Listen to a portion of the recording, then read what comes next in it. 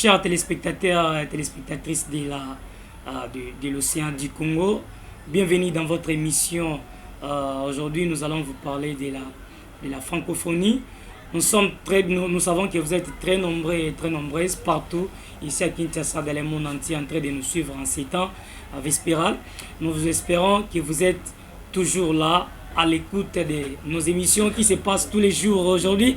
Nous sommes là cette fois-ci pour vous parler de l'émission. Aujourd'hui, vous allez beaucoup nous excuser parce qu'on vous avait promis que nous serons ici avec Gloire, Ngoma et Kabouya. Malheureusement, ils ne sont pas là.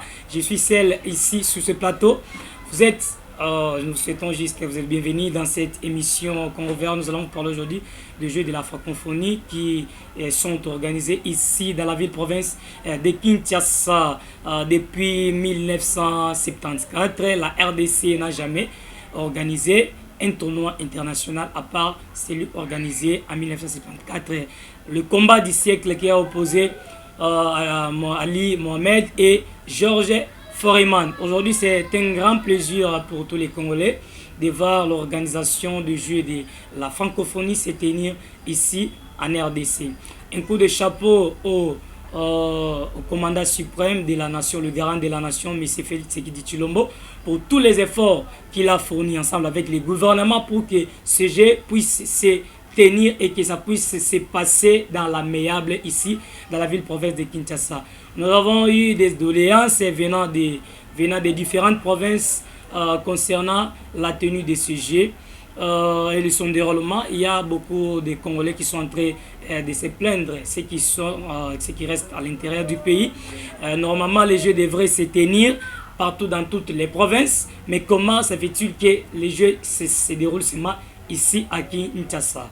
Là, nous allons répondre à toutes vos questions ici sur ce plateau. Merci une fois de plus à notre très chère maman, la promotrice de la chaîne, Maman Océan du Congo, là où il est, sous le lit de l'hôpital avec son fils qui est aussi malade.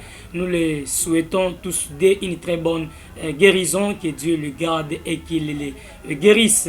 Nous disons aussi également merci à Gloire Ngoma, à la régie Kabouya. Merci aussi à l'artiste qui est là présent en train de nous suivre ensuite. Merci aussi à tous ceux qui ont disponibilisé leur temps pour nous suivre. Vous êtes tellement nombreux et nombreuses.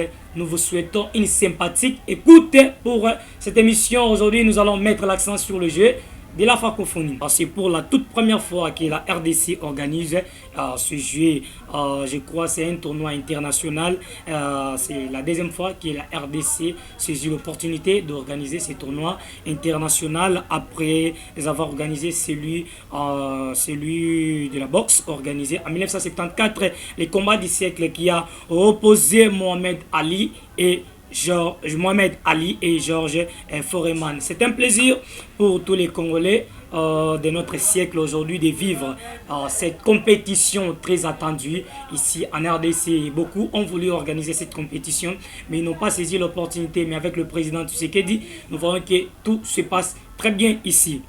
Nous allons tout justement aller au but sans plus tarder, vous signifier c'est quoi la francophonie. Je crois nous avons suivi beaucoup des analyses, j'allais dire, faites par beaucoup de Congolais. Selon certains, ils disent francophonie, ça veut dire c'est un monsieur qui avait beaucoup de phonies, son nom s'appelait Franco. Et maintenant, pour que le gouvernement se souvienne de lui, ils ont jugé bon de n'est-ce pas, les noms francophonie. Donc, quelqu'un qui a beaucoup de phonies, Franco, les propriétaires des phonies. Ok, c'est pas ça ce que signifie le jeu de la francophonie. La francophonie a également appelé monde francophone qui désigne l'ensemble des personnes et institutions qui utilisent le français comme langue de première socialisation, langue d'usage administrative, d'enseignement ou choisie dans la vie de tous les jours. Donc, c'est aussi le pays où les personnes qui utilisent le même langue comme langue d'usage, langue administrative, langue d'enseignement. Donc le pays francophone, c'est là où il y a la francophonie, donc les pays francophones. Maintenant, le jeu de la francophonie. Je crois que vous aurez beaucoup de questions que vous allez nous poser ici sur ce plateau, mesdames et messieurs. Nous ici, nous sommes là juste pour vous éclaircir c'est quoi le jeu de la francophonie, quel est leur but, pourquoi ils sont organisés ici en RDC, quelles sont les conditions sine qua non qui obligent à ce qu'un pays puisse organiser le jeu de la francophonie. Nous avons suivi l'interview organisée par Thierry Kamboudu, Christian Lusako, Trésor Kiyombo et Ozema Zanza de la Radio Top Congo qui ont reçu récemment le directeur national de ce jeu de la francophonie, Isidore Kwandia, qui a expliqué avec beaucoup d'exactitude le jeu de la francophonie. Quant à lui, selon lui, pour organiser les jeux de la francophonie, la première des choses, on tient d'abord compte tenu des infrastructures. Il y a eu des infrastructures. Si vous partez aujourd'hui au stade des Martyrs, d'ailleurs pour votre information, aujourd'hui on ne parle pas des stades des Martyrs, mais on parle des complexes scolaires sportifs. Nous avons des complexes scolaires sportifs, nous avons Tata Raphaël et stade des Martyrs. C'est là où qui se tiendront le jeu de la francophonie. Vous voyez, les images sont là, c'est très propre et c'est bien réhabilité. D'ailleurs ce matin il y a eu même les athlètes libanais qui sont arrivés ici à Kinshasa, qui prenaient leur déjeuner dans l'amiable, dans la douceur, dans l'harmonie. Vous êtes en train de voir les images, les athlètes libanais qui sont en train de prendre leur déjeuner. C'est très bien, c'est très bien, c'est très bien. Vraiment, avec cette organisation de jeux d'arrêt, les Congolais disent, avec la venue de ces jeux de la francophonie, on ne parle plus de Kinshasa la poubelle, mais on parle maintenant de Kinshasa la belle, parce qu'il y a de la propriété à outrance, une propriété que vous n'avez jamais vue ici dans la ville-province de Kinshasa. Nous souhaitons vraiment que ça ne puisse pas être la première et la dernière fois pour le gouvernement d'organiser ces tournois internationaux, mais que ça puisse rester en continuité, parce que ça doit permettre aussi aux Congolais de cerner plusieurs réalités dues aux différents jeux, aux différents tournois internationaux, parce que les Congolais n'ont jamais vécu en live ce genre de jeux internationaux. Ça, c'est vraiment une très bonne chose. Aujourd'hui, nous avons l'immense plaisir de féliciter le président de la République, de féliciter tous les membres du gouvernement pour les efforts fournis pour que ce jeu se tienne bien et dans la meilleure, ici dans la ville, province de Kinshasa. Mesdames et messieurs, c'est vraiment une très bonne chose. Mais il y a beaucoup de questions qui nous ont été posées par nos différents téléspectateurs, téléspectatrices de l'océan du Congo. Selon certains, est-ce qu'il y a le renforcement de la sécurité? Est-ce qu'il y a les infrastructures adéquates en termes de routes pour permettre aux athlètes de bien rejoindre le site réservé pour la tenue de ces Jeux? Et nous avons lu un autre communiqué qui a alerté les Congolais. Dans ces communiqués, on donne beaucoup plus de privilèges aux athlètes, et selon les Congolais, ils se posent des questions. Est-ce que le fait de donner le privilège aux athlètes, est-ce que ça ne réduit pas la présence des supporters, des Congolais au stade, au complexe scolaire sportif, au sites? Non, la réponse est catégorique. Ça veut dire, ce n'est pas synonyme de vous dire de ne pas fréquenter les lieux où les jeux seront tenus. Mais c'est pour juste vous dire que nous allons donner beaucoup de l'importance aux athlètes, parce qu'ils sont des visiteurs. Donc, vous êtes à la maison chez vous, si vous accueillez un visiteur, vous allez organiser des bonnes choses, vous allez préparer un bon repas pour lui.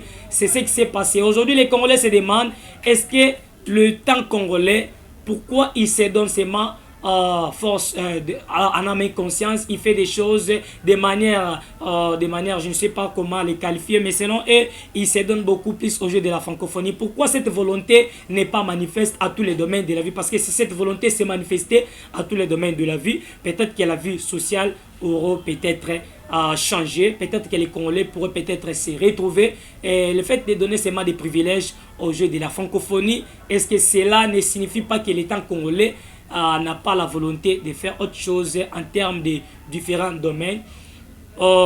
chers Congolais, ça c'est une question très pertinente. Si nous aujourd'hui nous donnons la réponse à cette question, ça veut dire que nous sommes en train d'usurper les pouvoirs parce qu'on ne peut pas prendre la place du gouvernement, mais du moins nous pouvons vous donner quelques réponse ou la moitié de la réponse qui peut peut-être vous satisfaire. Mais la réponse totale, c'est le gouvernement congolais qui va nous donner pourquoi, avec le jeu de la francophonie, ils se sont donné la peine d'organiser, de réhabiliter des infrastructures, des stades pour que le jeu se tienne bien et que d'autres domaines, ils s'en occupent pas. Voilà, nous allons vous donner l'historique de ce jeu de la francophonie. Quand est-ce que ce jeu a été créé et quel a été le premier pays organisateur de ce jeu de la francophonie. C'est depuis leur première édition en 1989 au Maroc. Les jeux de la francophonie se sont pérennisés et ont visité 5 autres pays. Donc le premier pays à avoir organisé le jeu de la francophonie, c'est le Maroc. C'était en 1989. Après le Maroc, il y a eu aussi 5 autres pays qui ont organisé ce jeu de la francophonie. Notamment, nous avons la France, c'est à des reprises. À part la France, nous avons aussi le Madagascar, nous avons le Canada, le Niger et nous avons le Liban. Ce sont les pays-là qui ont organisé le jeu de la francophonie récemment. Et aujourd'hui, c'est un grand plaisir pour nous aujourd'hui en RDC d'organiser aussi ce jeu de la francophonie. Beaucoup de Congolais se posent des questions. Quels sont les objectifs ou quel est le but de ce jeu de la francophonie? Donc, vous posez des questions aujourd'hui avec cette émission. Grâce à cette émission, vous allez cerner c'est quoi les jeux de la francophonie et pourquoi ces jeux sont organisés. Voilà. Ces jeux sont organisés, ces jeux ont pour but, parce que ce sont des jeux qui sont solidaires, qui promeuvent la diversité, l'excellence et la solidarité, qui relèvent d'un concept original unique au monde qui rassemble la jeunesse francophone tout autour des diverses loisirs. Ça veut dire que ces jeux ont pour but de rassembler la jeunesse francophone. Je peux citer la jeunesse congolaise, la jeunesse française, la jeunesse canadienne, la jeunesse libanaise, tout autour des diverses jeux. Voilà le but de ce jeu. Donc, ça rassemble les différentes jeunesses de pays francophones, uniquement francophones. Il y a eu des problèmes qui ont survenu avant la tenue de ce jeu, notamment les problèmes de l'absence de la secrétaire générale de ce jeu. C'est Madame Louise Mushikiwabo qui n'a pas pris part à ce jeu.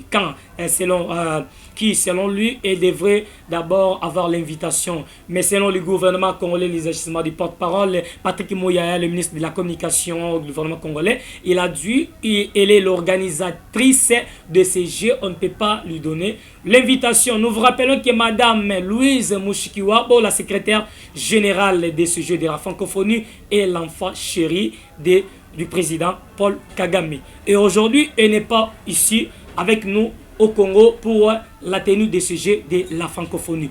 Et les autres se posent des questions et c'est pour des raisons de conflits armés ou des conflits qui opposent la RDC au Rwanda. On ne sait pas, c'est une question pertinente qui reste cependant là, pas de réponse. On ne sait pas, est-ce que Madame Mushikiwabo a des problèmes privés, ce qui ont fait à ce qu'elle ne puisse pas prendre part à ce jeu. Là, ce sont des raisons personnelles. Nous, on ignore, mais nous allons vous donner quelques détails concernant son absence, juste qu'elle n'a pas eu des invitations, n'a pas eu l'invitation quant à elle, et devrait être invitée par le gouvernement congolais. Voilà, mesdames et messieurs, vous l'avez bien suivi et bien entendu avec exactitude comment va se dérouler le 9e jeu de la francophonie organisé ici en RDC à Kinshasa. C'est aujourd'hui que décolle ce jeu de la francophonie à 18h heure locale. Nous demandons à tous les Congolais et toutes les Congolaises de participer, de prendre part massivement à ce jeu de la francophonie parce que c'est une fierté, non pour le président de la République ou ni même pour le gouvernement seulement, mais aussi c'est pour tous les Congolais, c'est pour toute la RDC. C'est un grand plaisir de voir comment ce jeu se passera de manière agréable, dans la meilleure. Voilà, Sur ce plateau, c'est toujours Pecos Diedo. Je suis là pour l'émission Congo Ouvert, comme c'est toujours notre coutume de vous donner des vidéos parce que les images parlent plus que les paroles. Une image vaut 1000 informations, j'allais dire, pardon, excusez-moi.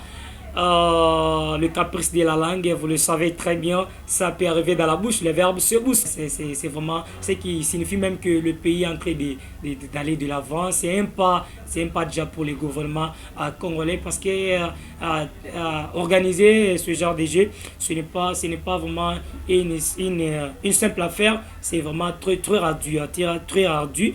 Un coup de chapeau. Nous ici à l'océan du Congo, si vous faites du bien, nous allons vous féliciter, mais si vous faites aussi du mal, nous allons vous dénoncer parce que nous ne nous cachons pas, nous disons la vérité en live. Abonnez-vous massivement sur notre chaîne Océan du Congo. Merci beaucoup à notre confrère qui est ici présent en train de nous suivre. Merci aussi à Vainqueur de près ou de loin, tu es toujours avec nous, pas de souci, on est ensemble. Merci à Madame Dorian. Merci beaucoup à tout le monde. Je crois que vous avez bien cerné c'est quoi le jeu de la francophonie. Nous avons expliqué de manière brève mais en détail. Mesdames et messieurs, nous vous disons que le rendez-vous est prévu ce soir à 18h heure locale pour le décollage des sujets de la francophonie. Mais en termes musicaux, il y a eu des conflits qui se sont opposés entre les artistes. Il paraît que c'était Ferregola qui était peut-être au programme d'ouverture et de fermeture. Mais malheureusement, on a modifié les programmes. Ce n'est plus Ferregola, c'est Fally Ipupa l'aigle. Beaucoup l'aiment et les autres souhaitent même qu'il Fally Ipupa postule. Les autres disent si Fally Ipupa postule aujourd'hui, c'est tout le monde qui va vraiment voter Fally Ipupa et la République démocratique du Congo changera même de nom en République des Warriors. Et ça c'est des bonnes choses, Warriors. Vous m'écoutez, vous me suivez, c'est vraiment une très bonne chose. Nous vous souhaitons une excellente soirée, une excellente soirée de téléspectateurs ce jeu de la francophonie. Merci beaucoup à Kabouya, merci beaucoup à Gloire Ngoma. Nous avons déjà chuté. C'était juste pour vous dire, vous expliquer c'est quoi les jeux de la francophonie, quand est-ce que ces jeux ont commencé. Bien qu'on n'a pas donné tout, on vous a pas donné tous les détails, mais je crois dans les émissions qui viennent, nous vous dirons de quoi il est important et de quoi il est question. Merci beaucoup, mesdames et messieurs, de votre temps que vous avez disponibilisé à cet envers spirale. Moi, je vous retrouve nous toujours sur nos antennes. À la prochaine fois. Portez-vous bien. Prenez soin de vous et de vos proches. Au revoir.